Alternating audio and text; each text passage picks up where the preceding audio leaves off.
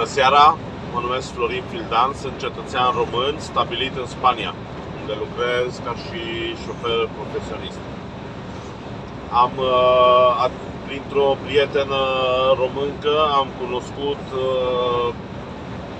despre patul 90-10 Medbed și mi-am propus întotdeauna, cum sunt într-o căutare continuă de a îmbunătăți sănătatea, fac meditații, încerc să mă dezvolt la nivel spiritual și așa. Când am auzit despre acest pat, am hotărât să fac cel puțin, să încep prin a face o probă gratuită de 8 ore care se oferă în acest program, la care zice 90-10 Medbed sau 90-10 Medbed. Medbed, o chestie care nu știu sigur dacă atunci când o să căutați printre instrucțiunile care apar în pagina web al medbed.com,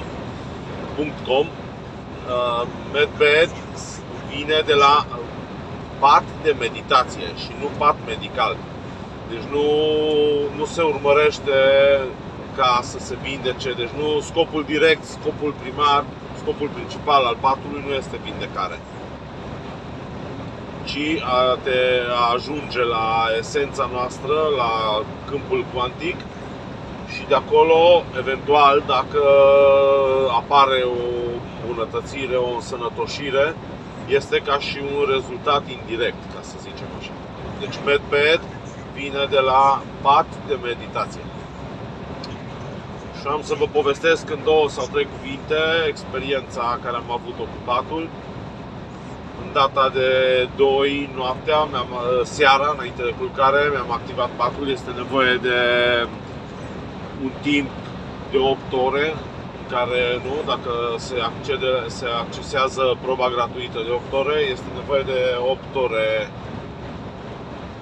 un pic mai mult de 8 ore, pentru că te pregătești. Prima dată citești instrucțiunile, trebuie să faci o poză la patul în care o să stai, la patul în care vrei să activezi acest pat cuantic, care este de fapt un sistem virtual care se instalează în câmpul cuantic, în patul în care dormi în fiecare noapte. Atunci am activat patul,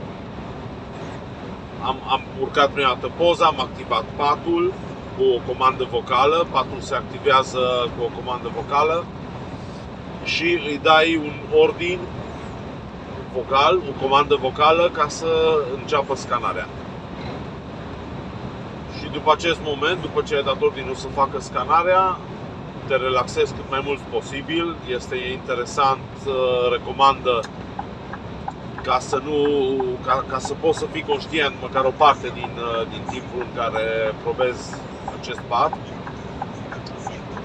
Și senzațiile care le-am avut eu după ce am dat ordinul de scanare, am dat un ordin la fel, mental, de data aceasta. Am dat un ordin ca să mi se scaneze și să se insiste pe partea stângă, care am avut-o accidentată. Tibia stângă, femurul stâng, încheietura mâinii stângi sunt operate în urma unui accident în armată, în 94. Și atunci, după ce am zis, am ordonat scanarea, printr-un gând, am dat un ordin ca și cum aș fi vorbit, dar în gând, fără să vorbesc vocal, ca să mi se dea mai multă atenție și să se încarce mai multă energie în această parte din corp. Și senzațiile imediat următoare au fost ca și, să explic, am simțit ca și o mângâiere ușoară care a început de la laba piciorului stâng, așa de pe degete, de exemplu, și urca destul de încet, să zic așa, urca pe tibie în sus. Și am simțit această senzație cam până la jumătatea femurului.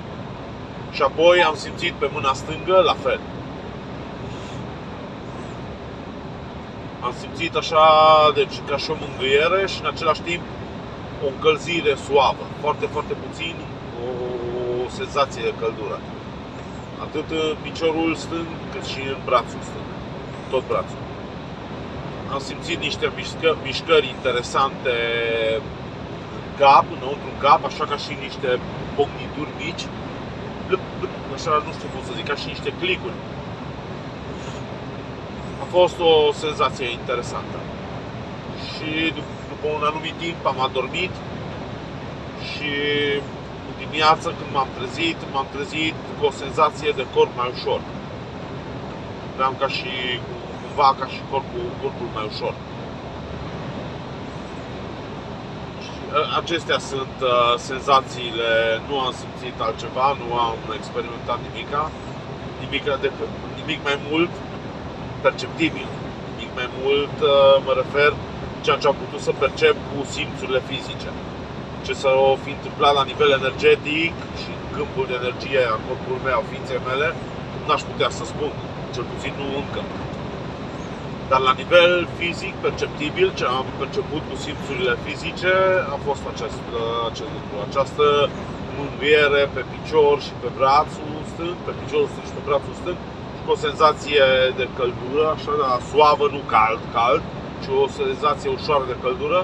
Și dimineața când m-am trezit cu o senzație de corp ușor. Da. Recomand acest pat. Mai repet încă o dată, nu este un pat care să vindece, nu este un pat medical. Eu așa am crezut când am văzut prescurtările med, mă gândeam că este un pat medical, dar nu este un pat medical, este un pat pentru meditație. Acest lucru îl clarifică Oliver, care este creatorul acestui pat cuantic. Îl clarifică în videourile explicative. Vă mulțumesc pentru atenție și vă doresc ca minim să experimentați cele 8 ore gratuite. Pentru că fiecare persoană în parte va avea o senzație diferită de alte persoane. Și după părerea mea, după explicațiile care le dă în pagina web, explicațiile care le dă în partea de instrucțiuni, este ceva extraordinar. Este ceva extraordinar și care până acum nu s-a mai întâlnit la nivel mondial. Este o chestie nouă. Mulțumesc, la revedere! Un an nou fericit!